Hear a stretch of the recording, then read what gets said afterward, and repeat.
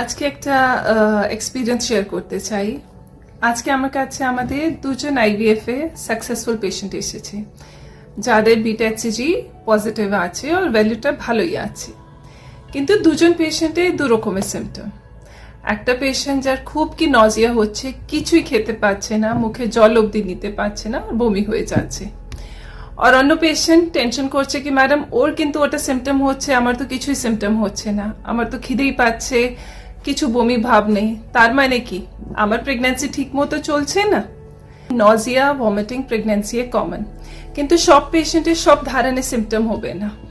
যাদের এক্সট্রিম নজিয়া হয় এটা বি প্রেগন্যান্সির মধ্যে হতে পারে, আর সেম টাইমে আপনার কিছু নজিয়া, খিদে বাড়তে পারে, এগুলো সিমটম বি প্রেগন্যান্সিতে হতে পারে। তো সবার প্রেগন্যান্সি আসা ইজ এ ইউনিক এক্সপিরিয়েন্স। দুজনে কোনোদিনই কম্প্যারিজন হয় না। বমি হওয়া या বমি না হওয়া ডাজ নট ইন্ডিকেট কি আপনার প্রেগন্যান্সি ঠিক মতো এগোচ্ছে।